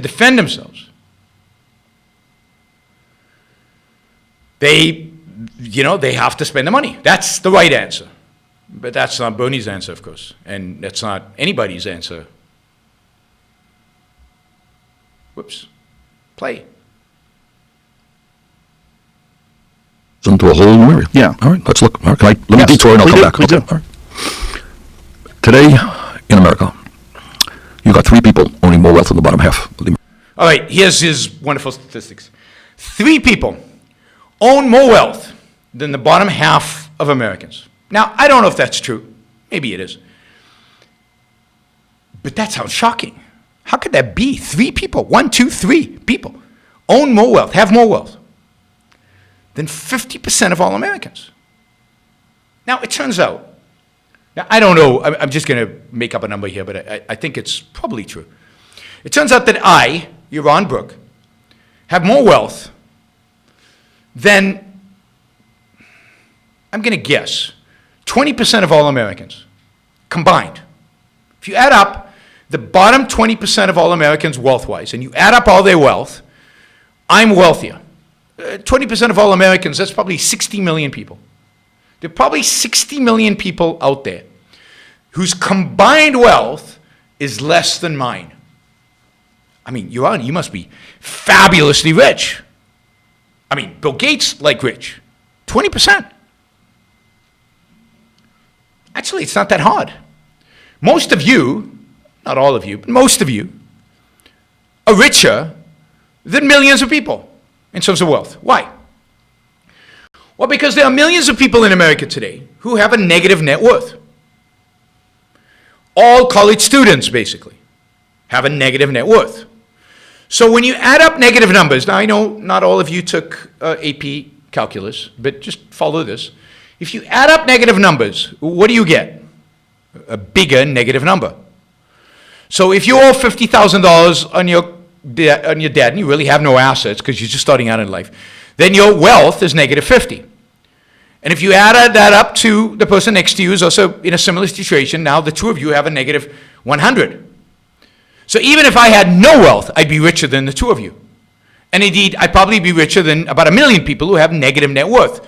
My guess is there are well over 1 million people. There's several million people in the United States, many people in the United States who have negative net worth. Add in all the debt that people have, particularly when they're young, but also when they're poor. Some people take on mortgages of 90 to 100% of the value. I mean, we're back to the days where all you have to put down is 3% on a house. And if the house goes down more than 3% in value, then suddenly you have a negative value on the house, and now you have negative net worth, unless you have other assets. So a lot of people in America, and you could say this is a bad thing, but the fact is all the students, if you add up all their wealth, it's a big, fat, negative number. Now, then there's a bunch of people who have a little bit of wealth. But you have to make up for that big negative number as you add up the people with positive wealth. So let's say you got 5 million people with negative wealth. You probably have to add up another 5 million people of positive wealth just to get to zero. So I'm still richer than 10 million people. Now again, I'm making up the absolute numbers, but you get the general idea. And then you start adding up the wealth of the poorest Americans who actually have positive wealth. It's not that big of a deal that the 3 people have more wealth than 50%. I'll also say this. Most of us don't create much wealth. That's why we don't have it. We don't create much wealth. That's a reality. Teachers don't create much wealth. They may do something valuable, but wealth they don't create. Most people who work for a living, particularly if they work with their hands, particularly if they work with brawn, with muscle, don't create much wealth. They might have positive wealth, but not a lot of wealth. There are 3 people I can think of. I don't know, Jeff Bezos, Bill Gates, I don't know who's the third one is, Warren Buffett. They have lived not by muscle, not by brawn, but by their mind. And they've created enormous amounts of wealth. All 3 of them. They've created more wealth. They've created more wealth than 100 million people have. Actually, if you go on a global scale, they've created more wealth than probably over 1 billion people have combined. That's reality. I don't have a problem with that. I don't have a problem with the fact that Bill Gates has created more wealth than me by a factor of, I don't know, thousands. That's a reality. But that's a kind of deceptions, lies, misrepresentations. It just, whoa, 3 people versus 50% of the population. How does that work? How could that be? And where did they get that wealth? How did that wealth come into being? They took it. The wealth is just there. And they took a bunch of it. How did they take it? By lobbying. By manipulating the system. Now I know there are people out there saying, oh, none of the wealth created today is really created because we have a Federal Reserve, and the Federal Reserve just pumps money into the economy. And yes, certain people, the wealth that they have is a product of monetary distortion. And to some extent, everything's a product of monetary distortion. But we don't know, for example. We do know. We do know that some people create real value because we experience that real value in our lives. The computer they use, the phones we use, other stuff that we use. We don't know if they'd be richer in a truly free market or poorer in a truly free market. We don't know if inequality would be higher or lower. We don't know if the rich wouldn't be richer if the Federal Reserve went away, because now in a free market they would have even more opportunities to get rich, more opportunities to innovate, more opportunities to create wealth. So the fact that there's a Federal Reserve does not diminish the productive genius of those who actually produce, who actually create, who actually make. Does not diminish one iota. All right, back to Bernie. Society. You don't see it on television too much, do you? No, you don't. 3 people. You got the top 1% owning more wealth than the bottom 92%. Listen to this. This is a statistic we recently saw. Came from the Federal Reserve. Over the last 30 years, the top 1% has seen a $21 trillion increase in their wealth. The bottom half of America has seen a $900 billion decline in their wealth. Now I looked for that statistic. Now again, I haven't spent a lot of time looking for it. I found a page of the Bernie, I think run by Bernie's think tank, where the guy says he took these numbers from the Federal Reserve and he did this manipulation to them, and this is the result. I tried to follow the manipulation he did. I mean, I'm a bit of an economist. I guess I'm a finance guy. It didn't make any sense to me what he was doing. I think it's completely wrong and distortive. And that's where Bernie gets the numbers. Now, he doesn't say that. He says this comes from the Federal Reserve. No, it doesn't come from the Federal Reserve. It comes from his person manipulating Federal Reserve numbers to get the result that Bernie is telling you. Now, a lot of people do this. But again, this is why at this level, it is so hard to combat them. Because if I was in a debate with Bernie and he said this, I wouldn't know that. You'd have to go research it. Right? But when you research this stuff, and the more you dig into what these people say, the more you discover the lies, the deceptions, the convoluted nature of what they're doing. Of course, his chief economic advisor is one of these modern monetary theorist types that think that the government can, almost, not completely, I'm caricaturing this a little bit, print as much money as they wanted with no consequences. The government could spend as much money as it wants with no consequences. Just bizarre economic theory.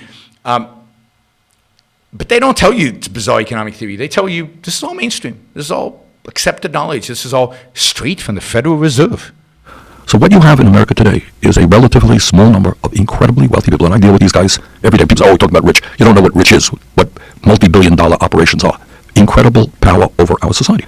And if you were the pharmaceutical industry, and last year 10 companies made $69 billion in profit, you're sitting around right now saying, all right, that's great. How do we do better next year? $69 billion. Again, profit margin, 16%. Not that big. And they want to make more money next year. How do you make more money next year? You make more money next year by creating great products that people want, that people are willing to pay you for, more than it costs you to produce. You make more profits next year by taking huge risks. You make more money next year by finding a way to get around the stupid FDA that is so risk averse that it requires, I can't remember the number, of billions of dollars to get one drug in the market. And often they reject drugs that are perfectly good, but they reject them because they're so risk averse. They're so bureaucratic. They're so pathetic. But nobody's going to blame the FDA. The FDA saves us every day. No, FDA kills Americans. The FDA is responsible for the death of millions of Americans because of their negligence, because of their unwillingness to take on any kind of risk with drugs, and the drugs that are not even in development because people already know that it's not worth the risk of going up against the FDA. But nobody's going to talk about that. What strategy do we have? We're going to put a lot of ads on. We're going to work with other, during the CNN debate. Advertising is what sells drugs. Advertising is how to make their profits. Right. The drug companies and the insurance companies had an ad telling how bad Medicare for all. It is bad. So Good for them. They're smart guys, and they use their power over politicians. They use over the media. They spend billions of dollars on advertising on media to make sure that they make as much as they can in profit. But it's not any different with Wall Street. It's not any different in the fossil fuel industry or the prison industrial complex. These guys have wealth, they have power, and they could care less about the needs of working people in this country. Yeah, of course. They don't care anything about their customers. They don't care anything about their employees. They don't care anything. They put the employees in chains and they sell crappy products to the customers. And we're all just slaves to big corporations. That's the dynamic of American politics right now. And in our campaign, look, we're taking them all on. I know it makes a lot of people uncomfortable. But we are taking on all of these entities and all of their wealth and all of their power. And that's what a political revolution is about. So the real problem seems to be that they have this strategy of unlimited growth. Not that they're not providing medication that people need to save their lives. I mean, it's obviously important to have pharmaceutical companies. Of course. Oh, Joe Rogan's saying something positive about pharmaceutical companies. Good for him. But it's greed that's a problem. It's they want to make money. That's the problem. Right. So there's good that they provide, but the business aspect of it is where the problem lies, right? Right. Yeah, Look, it's all it's a profit motive. That's the problem. If you check how they even spend their money, they will tell you all of their money on research and development. We're tackling cancer, we're tackling diabetes, Alzheimer's. The truth is, of course they are. But the bulk of their money. Of course they are, but the bulk of their money, really? Is this true? Anybody want to fact check this? Is going off into what we call Me Too drugs. They make modest changes in the drug, which really doesn't improve. And why is that? Because Me Too drugs, the FDA will approve quickly. Because they've already been tested Again, so if you loosen up the FDA, or ideally you privatize the FDA, get rid of the FDA, allow for competition in drug screening, then yeah, there would be a revolution in drug manufacturing, in drug discovery. But that's not what we're doing, right? We've got an FDA, and therefore Me Too drugs are cheap, easy, quick, because they've already been approved. So the downside risk has already been taken out. People's well-being in order to make profits. But So the answer is yes. We need obviously vigorous the research innovation. and He development. diminishes And by the way, your the tax real dollars, R&D. all of our Right. tax dollars Of course they often do goes that, to that and then it research, goes on. and we don't get the benefit of it in terms of lower prices. So it's a business model issue. It's a greed issue. You've got it. Yeah, and Joe Rogan's fine with that. How would one stop that? When you're dealing with the kind of influence that you're talking about, with $69 billion in a year, I mean, the resources they have, how would you stop that? Well, that is kind of what we call the $64 question. Yeah. All right, and I'll tell you what I think. This is what I believe. If you think back on American history, and you think about the real changes that have taken place in society, you think about the labor movement and working class people standing up and saying to their employers, we're not going to be treated like animals anymore. You can't hire and fire us. You can't work us, 15 hours a day. We deserve dignity. And you think Yeah, it's the labor movement. The labor movement brought us, and I talked about this on another show, the fact that the labor movement was not what brought us the weekend. It's not what brought dignity to the workplace. It's not the labor movement that did that. Labor movement capitalized and maybe made it bigger, but, businessmen did that. Businessmen negotiating with their workers did that. Not under threat of force of a labor movement protected by the government. the growth of the labor movement, of millions of people beginning to stand together and fight. You think about the civil rights movement, and it wasn't just Dr. Martin Luther King Jr., it was, again, millions of African Americans and their white allies saying, we're going to end segregation and racism in this country. Think about the women's movement. 100 years ago, women in America didn't even have the right to vote. Think about the gay rights movement. Think about the environmental. The only way that change takes place is when ordinary people come together and stand up and fight and say that the status quo is not working. And that's what I believe, and that's what we're trying to do. So the message of our campaign is it's us, not me, because I can't do it alone. Let me be very honest with you. If I were elected president tomorrow, I can't do the things that I would like to do, that I'm campaigning on. I'm going to skip ahead a little bit. I want to get to this point he makes about education. All right, listen to this. Ages of 0 through 4 are the most important years for human. Okay, so let me go back. I thought it was already there. No. Okay. Say you become president. You going to become president? What do you think? I think we got a shot at it. Got a shot. All right. President Bernie, what do you do? No, You get in there, really what do you do? not. Okay, first of all, you make it clear to the American people what your agenda is. And I appreciate the opportunity to talk about an agenda in more than 12 seconds. All right, what does that mean? All right, we're going to fight for Medicare for all. We're going to raise the minimum wage to a living wage. We are going to deal with education in a profound way, because I worry about what's going on in education today. Everybody knows. So he's worried about education, so what's he going to do? Like, education's failing. Everybody knows education's failing. Government education is a disaster in the United States. So what does he want to do? Ages of 0 through 4 are the most important years for human intellectual and emotional development, right? So he wants to expand it. So the government is really, really bad. In other countries, you don't have. Whoops. Two. What happened I was so fascinated by there? Oh, something skipped here. They skipped to Andrew Yang. All right. Sorry. Let me get back to where we were.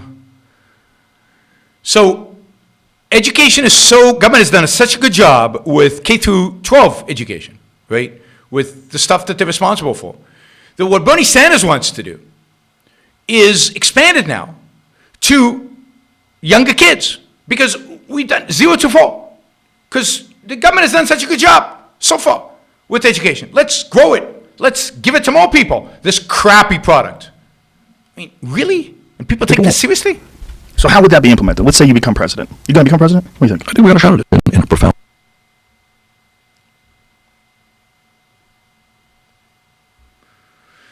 A profound way, because I worry about what's going on in education today.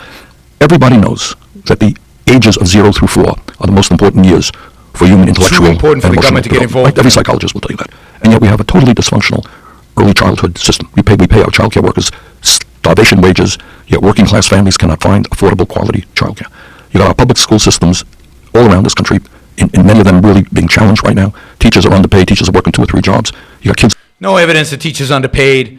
No evidence that money is a Can't problem afford to go to in college. health And here's something that is just in unbelievable. education. Indeed, Kids who have gone to college leaving school with $50,000, $100,000 in debt. Unbelievable. Whoops. These are issues. Quite the contrary. Quite the contrary. All the evidence suggests that when you pour more money into the government educational system, what you get is more bad schools. That money does not solve the problem of bad education. Never has solved the problem of bad education. If you compare states that spend a lot of money in education, they're not necessarily giving a better education than states that spend less money in education. Again, and then, of course, he says, oh, well, and then you've got kids who are going to college and they're in debt. Yes, but notice the commonality here. Why is healthcare and education so expensive? Why do we spend so much money on healthcare and education and get such lousy results? Why is that? Because it's the government spending the money. Notice and it's an interesting phenomenon.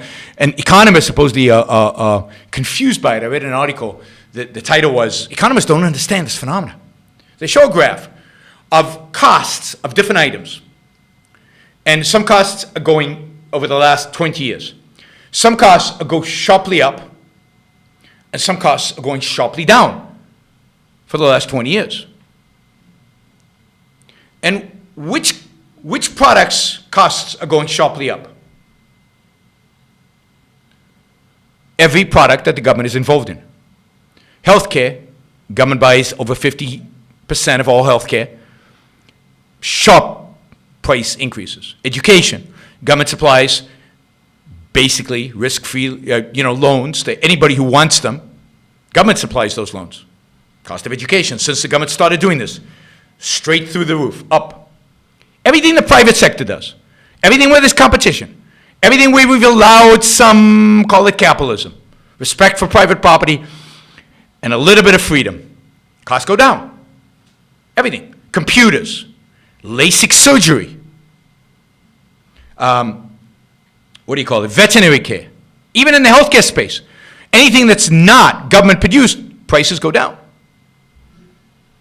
Suddenly said Medicare polls at 75%. Yeah, people love Medicare. Yeah, I mean, it's great for old people to live off the backs of their grandkids, to mortgage the lives of their grandkids so they can have great health care. Yeah, today if you're in Medicare, you could spend all the money in the world because it's not yours. You're stealing it from your grandkids and you're living it up. Well, that can't continue and it won't continue. And if you expand Medicare for all, then everybody uniformly will get lousy health care. At least it'll be fairer. We won't have intergenerational massive wealth transfer. The largest wealth transfer in human history is the wealth transfer from young people to old people that is going on in America today. Through Medicare, primarily through Medicare. And is going to, Social Security is going to go negative next year. So it's going to, apply to Social Security as well very soon. You don't pay anywhere close to what you're taking out. For every dollar you put into Medicare, you will pull out $4. Look it up. $4 for every dollar you put in. You paid $1, of course it was spent a long time ago, into the system. And now you're demanding that your grandkids pay $4 so that you can spend the money. Medicare is the most corrupt system that we have in the United States. And unless we're willing to challenge Medicare, unless we're willing to call it for the immorality that it is, for the immoral system that it is, for the corrupting system that it is, for the intergenerational stealing that is going on, then forget it. You're going to get socialized medicine across the entire thing. Sydney is mentioning wealth redistribution between blue states and red states. I don't measure life as blue and red. I don't consider myself blue or red. And that's irrelevant. Answer my question, right? So instead of, this is a well-known tactic of somebody who doesn't know how to debate. Switch topics. So, Medicare is a disaster. Yes, it polls well, because people love living off of other people. People love spending money they don't have. People love taking this country into, $20 trillion worth of debt. People love Ponzi schemes until the day of reckoning. And there will be a day of reckoning. Oh, there will be a day of reckoning. It's coming, and it's coming soon. Of course I'll yell. Half of you listen to my podcast because I yell. I'm not going to stop yelling. I'm a passionate guy. All right, we're going to have Bernie. To deal with it. I will deal with them. And we are going to substantially improve the quality of education in America. We're going to cancel student debt by imposing a tax on Wall Street speculation. All right, so you got to deal with education. You got to deal with climate change. You know, the truth is that Donald Trump is dead wrong. Jesus, this is all right. This is screwy. Wealth and all of their power, and that's what a political revolution. Sorry, the YouTube today. I will deal with them. And we are going to substantially improve the quality of education in America. We're going to cancel student debt by imposing. By the way, today Google is really, messed up, and YouTube has been playing up all day. So I apologize, but it's not, the YouTube is not responding when I press play and mute and stuff like that. It doesn't respond properly. All right. Tax on Wall Street speculation. All right, so you got to deal with education. You got to deal with climate change. You know, the truth is that Donald Trump is dead wrong. Climate change is not a hoax. It is a very, very dangerous reality for our country. Here we go. And the rest of the world. Scientists tell us we have less than 12 years. 12 years. We're going to die.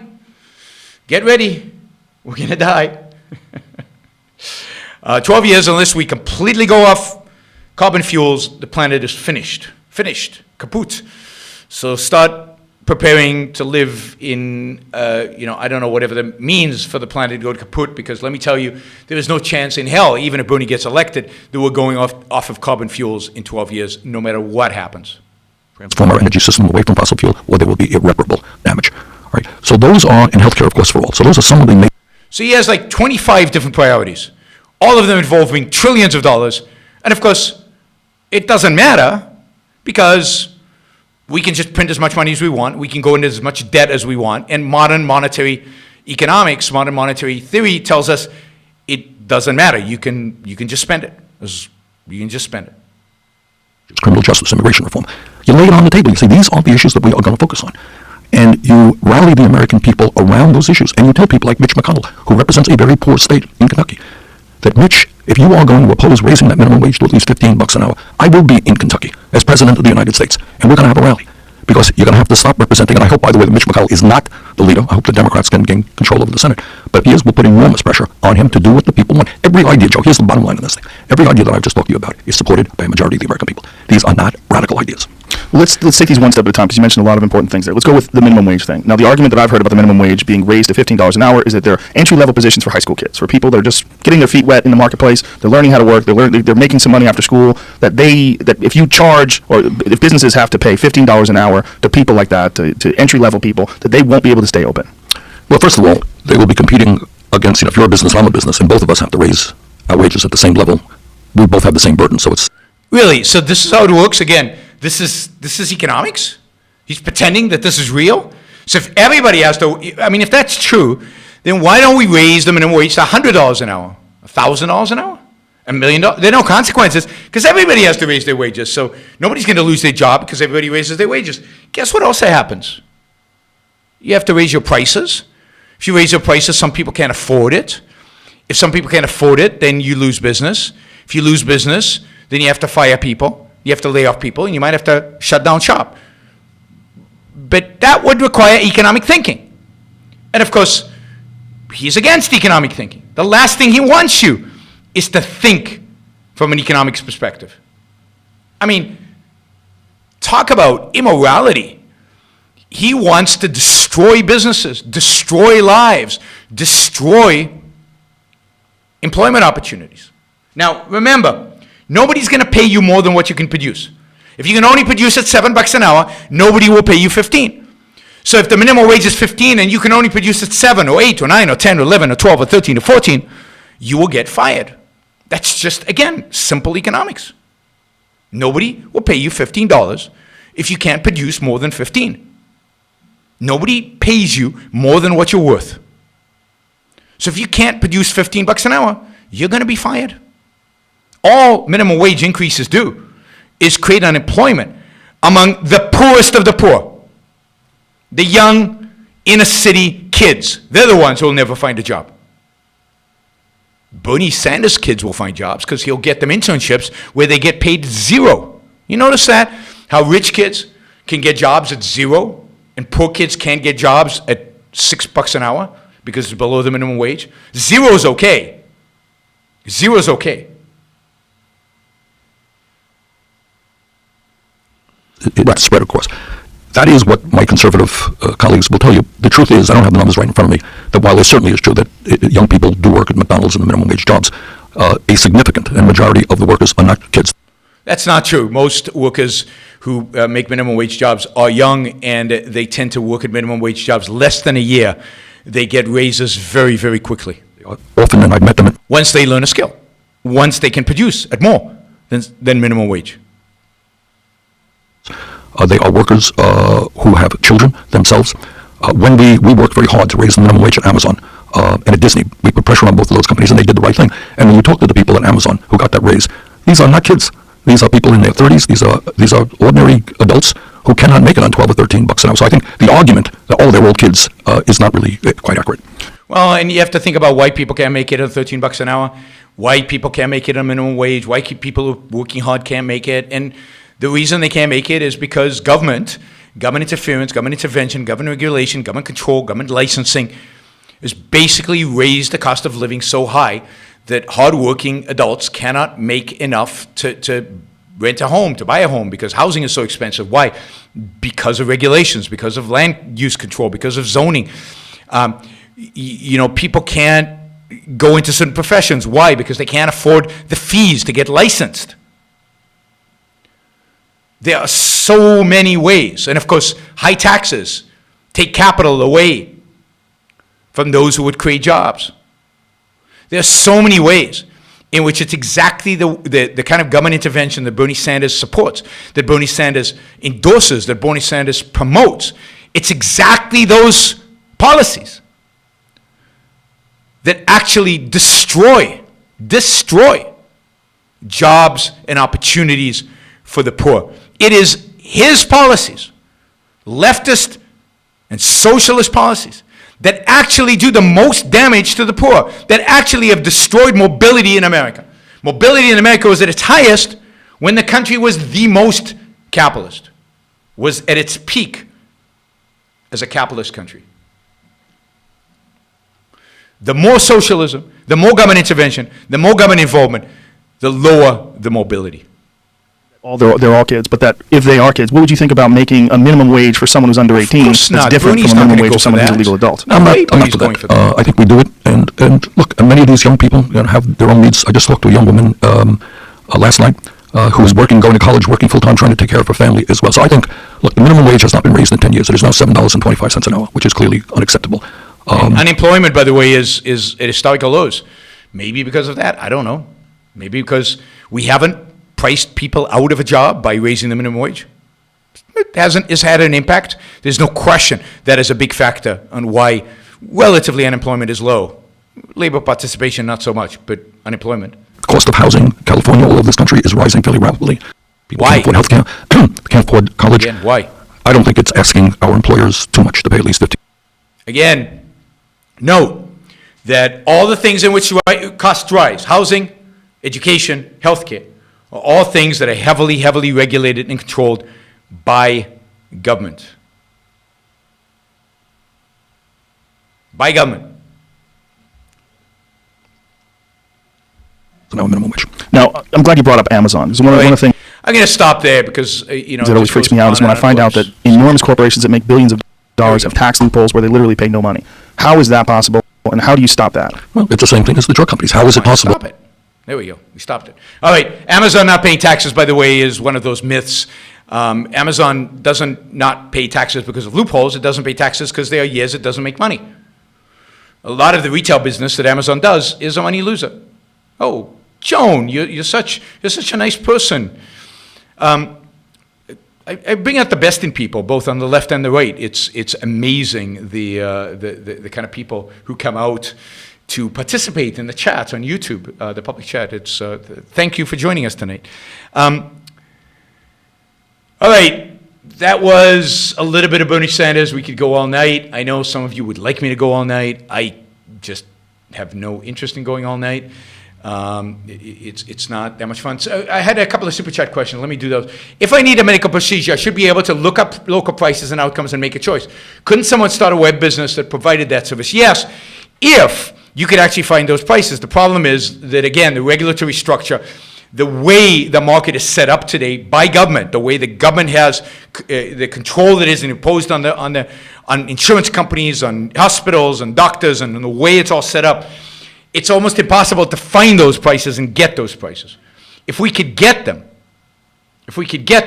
right, then people would create those services, and you would see a huge amount of websites that provided you visibility into the prices of healthcare, and you could actually go shopping. For healthcare. But the market is too perverse, distorted, and for example, pharmacies cannot tell you what something will cost. I'll give you an example. I read somewhere that, and they said that, the cost of healthcare in the United States is really high. The average cost of an MRI, this article said, was $1,100. $1,100 to get an MRI in the U.S. And I'm going, wait a minute, I've gotten MRIs. And I've gone to MRI places and said, look, I'll pay you cash. And they say, we can't do it. We can't give you a special price for cash. I said, why?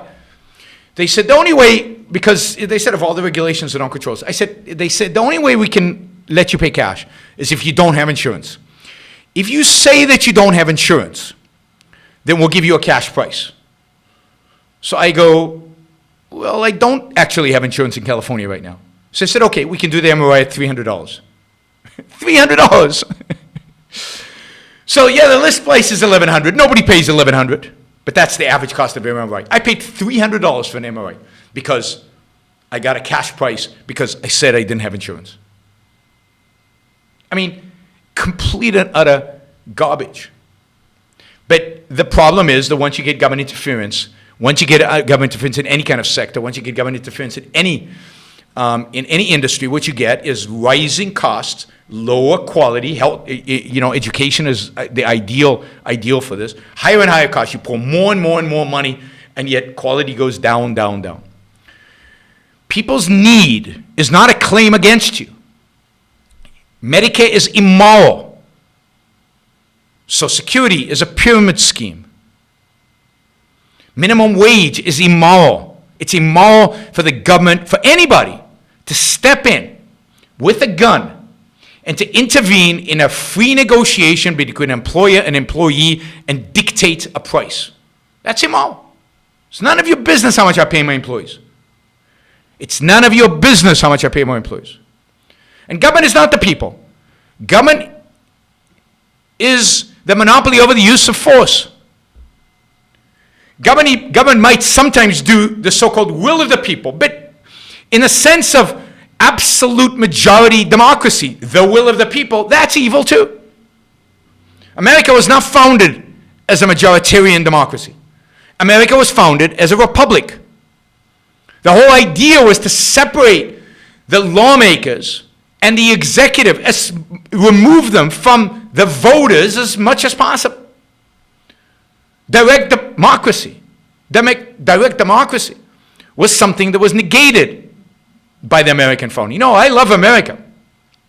I love the American founding. I love the idea of America. The ideas articulated in the Declaration of Independence and the Constitution, which are not democratic institutions. They are constitutional Republican institutions. They are institutions that are there to protect the individual, to protect the minorities from the majority. I'm for minority rights. The only minority that matters, which is the individual. I'm for individual rights. And the whole point of government is to protect us from what the majority will do to us if left to their own devices. Two wolves and a sheep have to decide what's for dinner. Guess who they vote? They vote to eat the sheep. If I have wealth because I've created wealth, and they're more poor people than me, then they're going to use guns to take my wealth from me. And they just pretend that democracy somehow makes it not be theft. I mean, going back to healthcare. If my neighbor's sick, and he doesn't have the money to pay for a procedure he needs to save his life, make it a life or death thing, and I have the money, and he does not. He basically has only two options. He can come to me and ask me to help him, and I might not, but it's my choice. Or he can come at me with a gun and force me to help him. And we call that theft. We call that theft. Now, it doesn't get any less theft if he gets all the neighbors together and they vote to take a gun and take my money, to use a gun to take my money. Democracy doesn't change an immoral action into a moral one. If theft is immoral, then just because you voted on it doesn't make it moral. If stealing, if murder is immoral, murder, not killing, murder is immoral, then just because you vote on it doesn't make it moral.